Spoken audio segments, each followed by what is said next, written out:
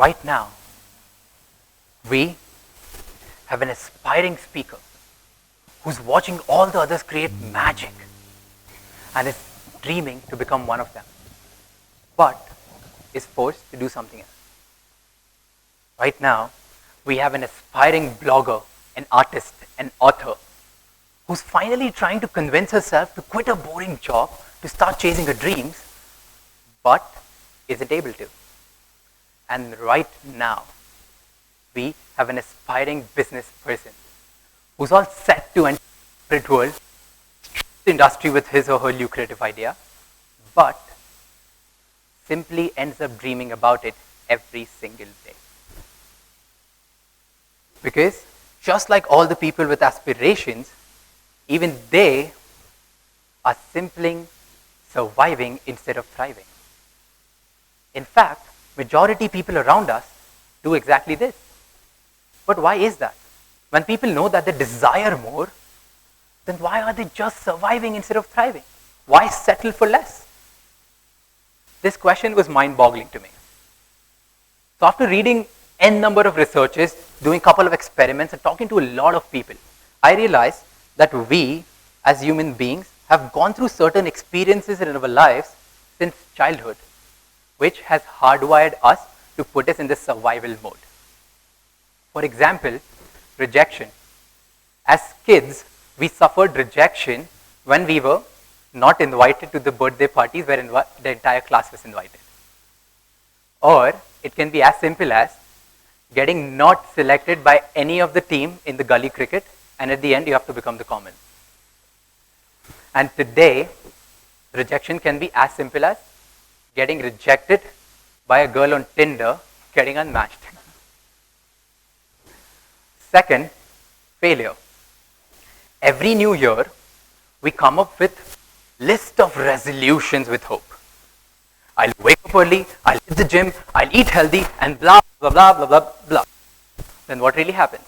Our alarm clock goes beep, beep, beep, beep, beep, and we hit the snooze, and our resolution goes beep.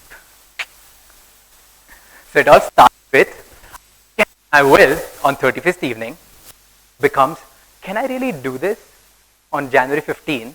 And by the end of the month, you are like, I am such a loser. I'm just too lazy to do anything about my life. And even worse, people like me never get anywhere in their life. And last, low self-esteem. It hits when a relative neglects our beauty, compares it with the societal standard of beauty, because that's his duty, as it will be difficult for them to get us married, so they present as a scheme of a fairness cream. That little gesture that we didn't ask for makes us feel I am not pretty enough. Who would even want to become friends with me? Or why would anyone want to date me? These examples which are listed are very silly and common, which happens multiple times in our lives as we go through different phases of our lives. But instills I am not enough in our mind, which later becomes feeling less courageous about ourselves and puts us into survival mode. Now, what can we really do about it? In this generation, where everyone is striving to have an influence over people, where everyone is looking to create an impact in the society, don't you think if we eliminate the fear of being not enough, there can't be or won't be any bigger impact than this? But the question is, how do we do that? According to me, the solution is pretty simple. We often underestimate what we can do in just one moment. We all have the power to start impacting the world right now, right here, right moment. By appreciating the person who's sitting right next to us, by appreciating people who are around us. And by appreciation, I mean giving someone an honest, positive, constructive social validation. Because since childhood, we have been hardwired to seek for social validation from people around us to feel more courageous. Remember when we were kids, our mom used to dress us up, and in the end, she would be like, "Oh, look, my boy is all ready. Now go to daddy and ask him, how do you look?" Ouch. That goes on. There's nothing wrong in asking for an opinion, but the need for seeking social validation keeps on increasing, and we can't change that. In fact, today, we are constantly seeking social validation, but are ridiculing people who are trying to do something new. Most of us support the celebrities who are trying to do something new in their lives, and we call it a sport, but ridicule people who we know when they try something. Let's say, for example, I want to become a motivational speaker on social media. So I upload my first video. I started recording my front camera. My hands are shivering. My voice is mumbling. My mind's boggling, and hello everyone. Life is like an ice cream. Enjoy before it melts. Everybody would laugh at me and make fun of me. And this would spread like wildfire in the entire college. And I would never be able to sum up the courage to start chasing my dreams again.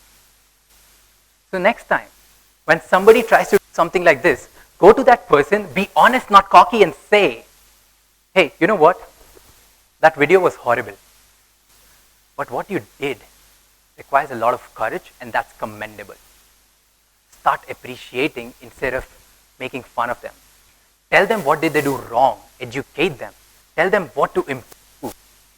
Educate them, don't belittle them. As this will fill them with a lot of courage and help them thrive in their careers.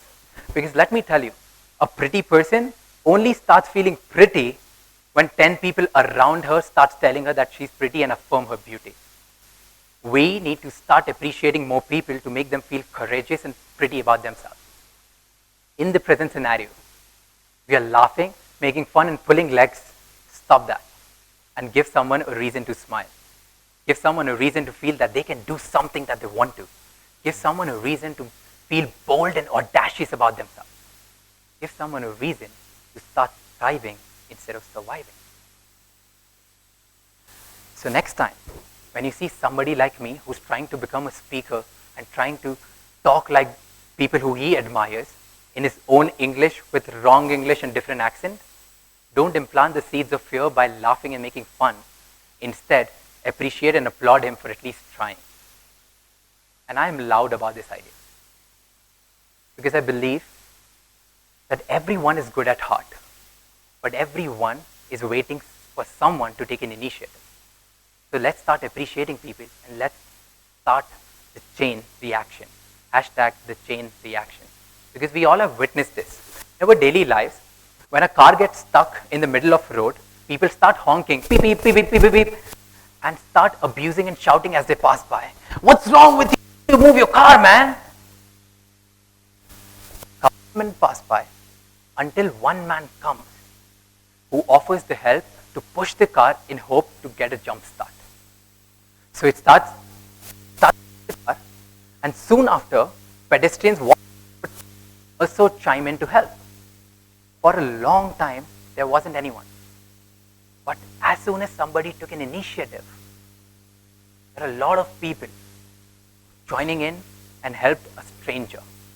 So why don't you from today become that one person who takes an initiative to start appreciating people and help them thrive in their careers instead of survive? Help them thrive. Drive instead of survive. Make them feel confident, prominent, competent, not diffident. Let's not become ruthless, useless, or clueless and start giving. Giving, living, forgiving. And we need to back it up, snap it up, ham it up, and give. Give them a reason to smile at every mile in their. Make them follow their dreams to their extreme in every stream. And tell them they're enough. Tough stuff, rough, buff, just enough by appreciating them. Because let's come to this conclusion. This is the best solution, that we need to find the magic. We need to find the magic. Now, you don't need to panic. This might seem dramatic, but the next line is classic, that magic is here. Magic is in you, and magic is in the person who's sitting right next to you.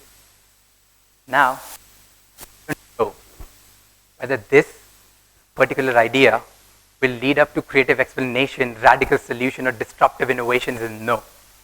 But imagine the kaleidoscope of possibilities if every person we know starts appreciating the people, at least one person in their lives, and help them thrive by instilling confidence in them. Let's start appreciating people. Let's help them thrive instead of survive. And let's start the chain reaction. And that's what I believe is the idea worth spreading. Thank you.